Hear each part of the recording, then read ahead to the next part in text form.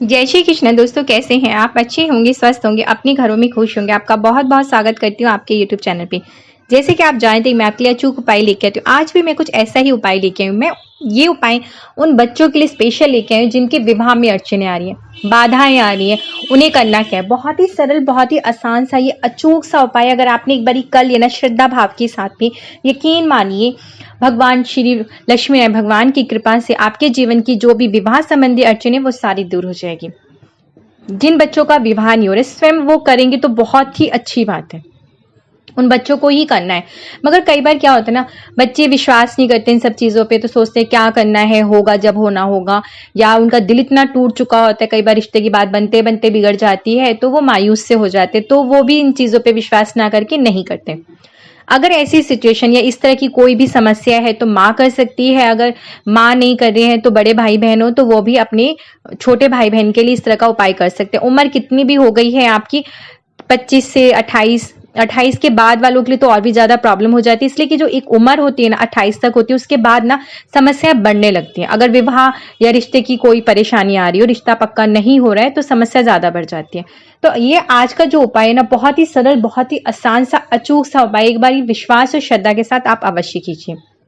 आपने ये उपाय, जैसे कि आप सभी जानते हैं, किसी भी कार्य को शुरू करने के लिए सबसे पहले हम श्री गणेश भगवान से प्रार्थना करते हैं।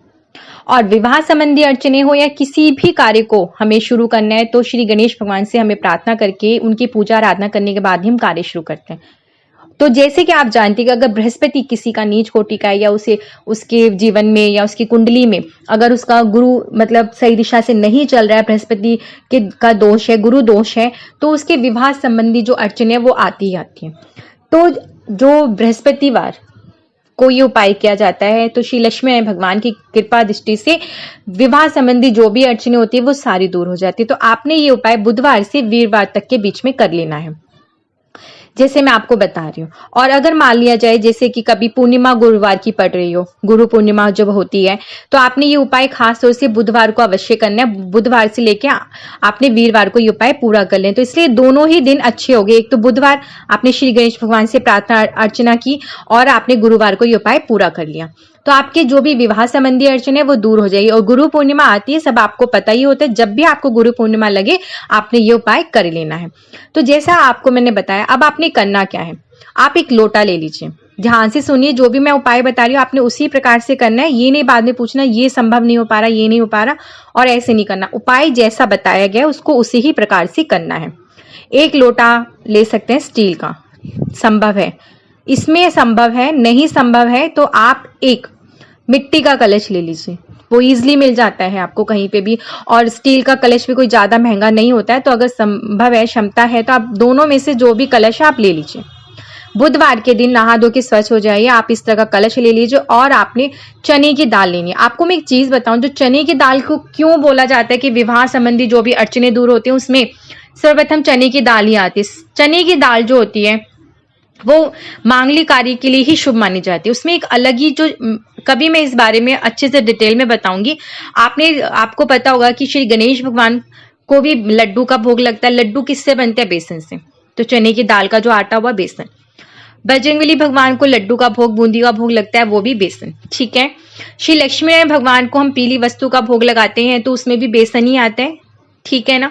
तो इसीलिए आप जो भी विवाह संबंधी अड़चनों को दूर करने के लिए उपाय किए जाते हैं उसमें चने की दाल सर्वप्रथम आती है।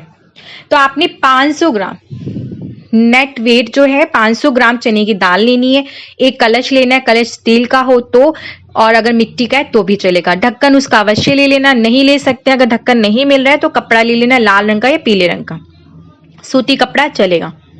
दाल ले लिया आपने 500 ग्राम। 2 सुपारी चाहिए आपको। ठीक है, सही फ्रेश अच्छी होनी चाहिए, ये नहीं कि टूटी या बेकार सी हो, वो ले लेना। और 1 रुपए का सिक्का। ठीक है, आपने चीजें ले ली। बुधवार के दिन नहा धो के स्वच्छ हो जाइए। कोशिश कीजिए कुछ हल्के रंग या हरे रंग का जैसा आप वस्त्र उस दिन धारण कीजिए। अपने मंदिर के समक्ष बैठ जाइए, सारी सामग्री रख लीजिए। आसन अवश्य लेके बैठना है, ज्योत अवश्य प्रज्वलित करनी है। जैसे भी आप पूजा पाठ सुबह की आराधना करते हैं आपने वैसी आराधना करनी है। उसके बाद अगर माँ करिए बच्चे के लिए तो माँ इस तरह से उपाय करेगी कि मेरे बच्चे के जीवन में जो भी विवाह संबंधी अड़चने आ रही है वो सारी दूर हो जाए। अगर बच्चे स्वयं करें, मैं पहले ही बोल रही हूँ, बच्चे स्वयं करेंगे तो बहुत अच्छी बात है। बच्चे स्वयं बैठ जाए मंदिर के सामने जैसे मैंने बताया। अब आपने कपड़ा बिछा लेना है जो आपने लिया था वो। अब आपने उस पे कलश रख देना है। दाल आपने 500 ग्राम ली, वो उसके अंदर डाल दीजिए। 2 सुपारी वो उसके ऊपर रख दीजिए। 1 रुपए का सिक्का वो आप उसके ऊपर रख दीजिए। अब आपने करना क्या है, जो भी आपकी मनोकामना है, विवाह संबंधी जो भी आपके जीवन में अड़चने आ रही है, जैसी भी अड़चन हो विवाह को लेकर, आपने श्री गणेश भगवान से प्रार्थना करनी है कि आपकी विवाह संबंधी जो भी अड़चने या बाधाएं हैं उनको वो दूर करें। जो भी है आराधना भक्ति आपने जैसा करना है आप वैसा पूजा पाठ कर लीजिए, अपनी आराधना कर लीजिए अपने इष्ट देव से, श्री गणेश भगवान से। अब उस पर ढक्कन रख के, आपने जो कपड़ा लिया है ढक्कन नहीं मिला है तो आप कपड़े से उसका मुंह बांध दीजिए, या तो ढक्कन रख के आप उसे कपड़े में बांध दीजिए। बांध के आपने वहीं मंदिर में उसे रखा रहने देना है।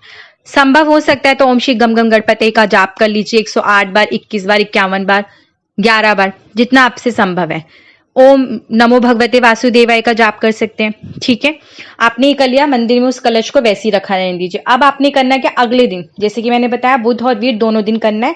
वीरवार को अब आपने क्या करना है, सुबह नहा धो लीजिए, स्वच्छ हो जाइए और पीले रंग के वस्त्र संभव हो वही पहनिए। नहीं संभव है, नहीं आपके पास, तो आप लाल रंग का वस्त्र भी धारण कर सकते हैं। आप वस्त्र पहन लीजिए, मंदिर में वैसी पूजा आराधना कीजिए जैसे आप करते हैं। भगवान को आपने पीले पुष्प ही अर्पण करने, ज्योत अवश्य प्रज्वलित करनी है, अपने इष्ट देव से प्रार्थना करनी है। श्री लक्ष्मी भगवान से आपने प्रार्थना करनी कि आपके जीवन में जो भी विवाह संबंधी अड़चन आ रही है वो सारी दूर करे। जिस मनोकामना से आप ये कार्य करने जा रहे हैं उस कार्य को वो सफलता प्रदान करें। आपने बोलना कुछ नहीं है, मुंह जूठा नहीं करना है। आपने उसी समय पूजा आराधना करने के बाद उस कलश को उठा लेना है। ठीक है, आप उठा के किसी भी पंडित के पास, किसी भी ब्राह्मण को आप चुपचाप, मौन व्रत जिसको बोलते हैं, आपने वैसा मौन व्रत रखना है। बोलना बिल्कुल नहीं है। अगर माँ करी तो माँ भी बिल्कुल चुप रहेंगी, बच्चे स्वयं करें तो वो भी बिल्कुल चुप रहेंगे। बोलेंगे जब तक नहीं जब तक आप ये किसी ब्राह्मण या विद्वान को, किसी मंदिर में जाके पंडित जी को आप ये दे नहीं देते। आप उन्हें दे दीजिए और देते समय अपनी जो मनोकामना है अपने मन ही मन उसको स्मरण अवश्य करनी है। ठीक है, कि आपके विवाह संबंधी जो भी अड़चने हैं वो सारी दूर करें। श्री लक्ष्मी भगवान से प्रार्थना करते हुए आपने ये पूरा कलश उठा के किसी को दान करना है। दान करके सीधा आप अपने घर आ जाइए। जब ये आपका ये उपाय पूरा हो जाता है, आप देखेंगे आपके जीवन की जो भी विवाह संबंधी अड़चने या रुकावटें आ रही है, रिश्ते की बात नहीं बन रही, संजोग नहीं बन पा रहे, वो बनने लगेंगे। उपाय विश्वास के साथ करना, सबसे पहले बोल रही हूँ, विश्वास के साथ करना, यकीन के साथ करना, तो आपको सफलता अवश्य मिलेगी। आपके जीवन में विवाह संबंधी जो भी अड़चने या बाधाएं आ रही वो अवश्य दूर होंगी। अब मुझे आज्ञा दीजिए, मैं फिर आऊंगी इसी तरह के सरल और बहुत ही आसान से अचूक से उपाय के साथ में। जय श्री कृष्ण।